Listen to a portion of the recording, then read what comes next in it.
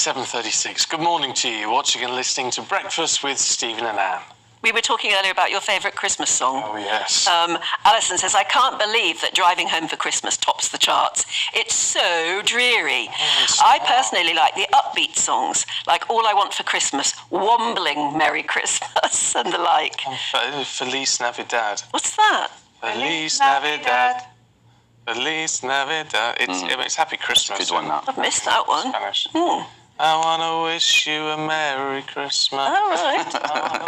But your favourite hymn or carol is O Holy Night, isn't it? Oh, Holy Night's beautiful, yeah. Yes, absolutely. Well, actually, Sian says, call me old-fashioned, but I love carols from King's College London for driving at Christmas. It's peaceful, it's spiritual, gently festive, and filled with hope. We do need a bit of that, don't we? Ian says Mick Lynch's car music can be the Monkees, the last train to Clarksville. Yeah. Anyway, there you go. Can't take a train. Lovely stuff. I keep those coming through. Let's have a look at the papers for you. And we're joined this morning by broadcaster Claire Muldoon and political editor of HuffPost UK, Kevin Schofield. Morning, you two. Morning. Claire, let's start with the Telegraph, should we? And looking at benefits. Yeah, so this is quite a horrible, misleading headline in my view. Benefits trap as incentive for claimants to work just 2 days a week. Now, I'm sorry, they use the example of a single mother with children who pays £2,000 a month on rent. She could receive £36,663 a year in universal credit. That's not going into her pocket. That's £24,000 going into the pocket of a private landlord, leaving her £12,000, to look after, to pay bills, pay council tax, feed, clothe her children, right? So it's almost as if it's gladiatorial in essence. People like to use people for political gain in this country and for political comment. How dare we, bait those less fortunate in society who are living in abject poverty? This is 2022. We are a developed country. We're not some backward state. And yet, we're seeing another headline in the Eye, actually, claimants unable to afford phones have benefits cut. So on the one hand, the Telegraph are producing figures of what you can get on benefits. And don't let's forget, the benefit system was set up there to help, enable, to underpin. There is no way now people living in the rented sector on benefits will ever be able to move onto the housing ladder. There'll be our viewers will be saying, well, I have to work 40 hours to get £36,000. You're probably sitting in your own home. When you close that door, that is your door you're closing.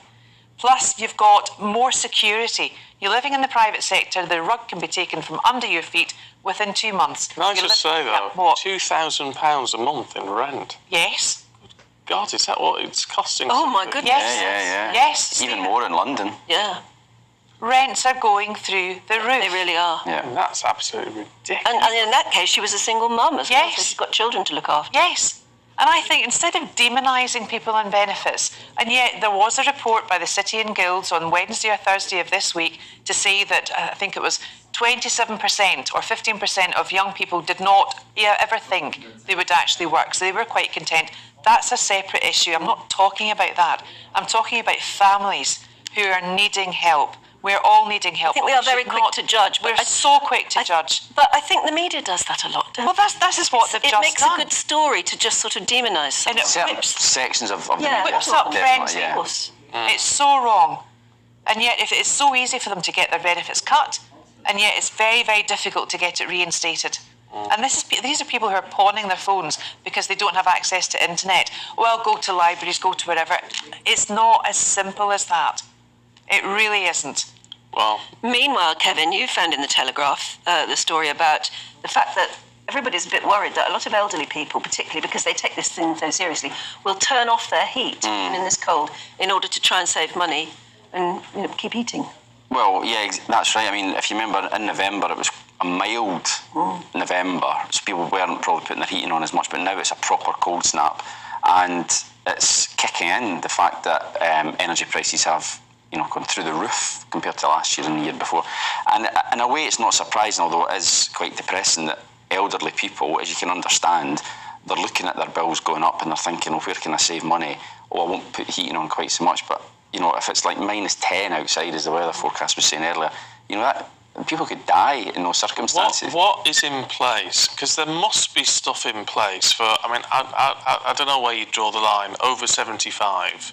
So, well, can't they ring their energy providers and say, I'm over 75. I'm over 75. I need my heating. Well, the government have got these cold weather payments which kick in if the temperature is low enough for a certain period of time, which I think has happened. So then elderly people get extra money to help with their bills. And obviously the government has also brought in a universal system to try and combat the rise in bills. But even still, funnily enough, I was on FaceTime to my mum and dad a couple of days ago, and they're okay. My mum's very good with budgeting and what have you, but they've got a smart meter, and it was like 5 o'clock in the evening, and she went and checked it, and it was like £7.50 that day. So you work out that one day for the heat, you work that out over the course of a month. Smart meters will tell you that sort of thing, will they? Yeah, that's the whole point. Yeah, so so they're up to about £250 a month. Yeah, and they're in their 70s, they're retired. You think, Jesus, how on earth, that's unsustainable. And my mum and dad are okay. It's not like they're not having to worry about keeping their heating off, thank God. But we go back to what Billy Connolly used to say when the priest used to come round to the house. Billy, would you get your feet out of the eider down, please? Because they were dressed in coats and bed. Yeah, but this level of cold, though, you try and be sensible and maybe wear a scarf or a woolly hat indoors, and it's still not enough. You find your nose is freezing, and your fingers, not enough, and you can't function properly. Totally, yeah, and you can't have old people wearing extra jumpers rather than put the heating on when it is bitterly cold. There are always old people's deaths. There's always a statistic for it every year, isn't there? The winter, there are people who, I suppose, have all sorts of health issues which are exacerbated by the cold. Yeah. So there's always a statistic, but you do wonder how bad it's going to be. Well, this year in particular, yeah. Well, I think we all need to look out for our neighbours, especially the elderly ones, and have a bit of a community spirit, community care, and help. Be kind. Yeah. Can we have a look at pubs, Claire? Yes. Son? Yes. We can. Michael Gove, Levelling Up Secretary. You're a big fan of going down. I thought you were going to say, you know that. No, you, Claire. Oh, cash for locals to rescue locals. Part of the Levelling Up form of Michael Gove. And what he's saying is £150 million pot to stop pubs shutting. And the whole thing is the pub is the community hub of neighbourhoods. Whether, I'm not condoning excess drinking or whatever, but it's lovely for people to be able to get together. Sports in pubs, you were mentioning earlier, Kevin, about the economy being brought into the entertainment business because of the World Cup in Qatar at the moment. Well, that's going to go. That's going to end by Christmas, and we need to keep our local pubs open. I think. I'm a great bastion of it. But also, you said about the drinking thing. In fact, having a local pub and drinking in a pub is safer than drinking at home. Yeah, absolutely. You've got somebody to keep an eye on you as well, and a publican can actually refuse to serve you if he thinks you've had too many. So the idea is locals invest in their own pub, and the government will help match contributions to it to save it. And I think we're talking about community spirit, being kind, getting together. How will that work though? Because aren't pubs privately owned by breweries? Or maybe it's some of the independents. Locals are being handed government cash to help take over pubs in danger of closing. So it'll be the ones that are in danger of closing, not like Green King or Coolers or... Well, the brewery will probably look at it and say, well, that pub's not making any money. Let's just shut it. They're not interested in the local community aspect. Whereas if the community then can then get involved and keep it open. That would require a lot of money, though. Yeah, but it's I think it's really good to reinvest in communities. We have to do it. Otherwise, people are not going to be able to afford to stay there. We won't have the getting together of the parish council or even getting together raffle prizes for local schools or church fetes, or tomorrow I'm helping at the old age pensioners' Christmas lunch. We get together and help each other. Well, you think at a time when local banks are closing, all these things that are part of local communities, bank branches, libraries, post offices, libraries, all these things are shutting. And then what have you got left? The canning shops, estate agents and coffee shops, that's it. Yeah, and the shops. Well, of course, you can use pubs as a warm room. Yes, exactly. It would be great, wouldn't it? As a warm room. Yeah, you could go to your local pub, you could have a drink, watch a movie, and you're warm. Yeah. Yeah. Can we not use the phrase old age pensioners? Because I'm one. Don't like that phrase. OAP. What would you say?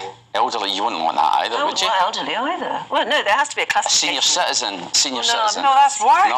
That is worse, but old age pensioner isn't. You're approaching middle age. Okay. You're in the prime of your life. That's what my Prime. that's what my parents. Not like that Is either. that When they got to 70, Yeah. they said we're now approaching middle age. Approaching middle age. That's right. You've got a good phrase, let us know. I don't like OAP. OAP. No, you're not OAP. When on programmes I've done years and years ago, we used to, around this time, especially if there was a cold snap, we'd have a sort of old and cold campaign. Oh. Isn't that awful, though? It's just the phraseology. It's so Not for patronising. anyone over 55, Yeah. probably back then. Old was and cold, it considered- probably was, yeah. Let's have a look at what we need to. Where are we going We need tonight? to start eating watermelon, Kevin. Yeah, not just watermelon or any watery fruit, it says here. So the Sun has seen leaked documents on Project Yarrow, which is the government secret, basically planning for a crisis such as a water shortage or power outages, because it's hard to think of it now in the middle of winter. But if you remember during the summer, no, just Yarrow as in YARROW. What, Yarrow As in there's a place called, isn't there? Yarrow? Is that not a place? I'm thinking of Jarrow. Or Barrow? I don't know why it's called Project Yarrow, but anyway, getting slightly off topic here, but yeah, if there's water When we are shortages, poverty-stricken, Yeah. we're too cold to move, Yeah. and there's no water, Yeah. we can still go out to a posh shop and buy a watermelon. apparently, yeah, or eating fruit high in water content, such as watermelon, and even drinking and washing in rainwater collected in buckets. Bit chilly at the moment to be doing that, I would suggest, but Watermelons are like water batteries, aren't they? Yes. But, Are you know, they're quite Yeah. expensive to buy, I think, Oh, yeah, I aren't don't they? know. But yeah, water batteries. right. Well, it also says here that you can, on the subject of pubs, drinking beer is okay. Not ideal, but it can help you keep hydrated, but not spirits, such as vodka. So don't have vodka and watermelon. Having watermelon all flooded with vodka, very nice. Yeah, Really? Ooh, very nice. but not if you want to be hydrated. No. Oh, well, you wouldn't care if you were drunk. Exactly. This is no way to go. That's the way to look at it. Dear me. Well, I mean, I can see the. There is a sense. logic there. There is a logic there. So if you remember during the summer, there was, we're there not, were we're water not approaching shortages. the point where we're going to have to start having watermelon, No, but sucking we on should- a watermelon. Not right now, I don't We should have think. projects on standby, though, shouldn't But it also says in a heating crisis, as we were discussing, the nation will be told to go to bed early and basically stay in bed and for warmth under your eider down. Earlier. The eider down, I love By that. 7 o'clock. Is it? It's a good way to diet, isn't it? Is to go to bed early.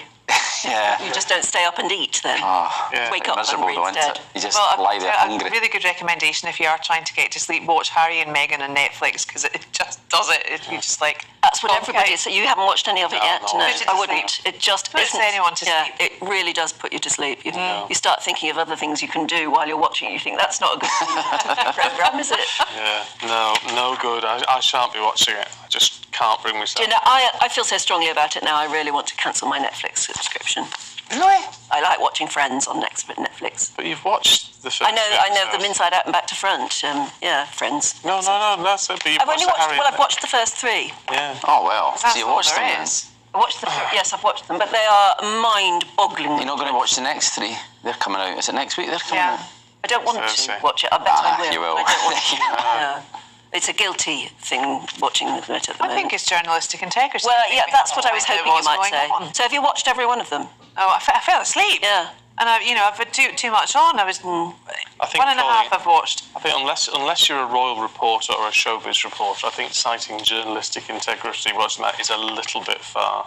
Well, I don't know. You've got to know you've what's got to going know on in the what's It's a world. big story, isn't it? It's a big story. Oh, the bits you need to know in the Sun or the Times or whatever.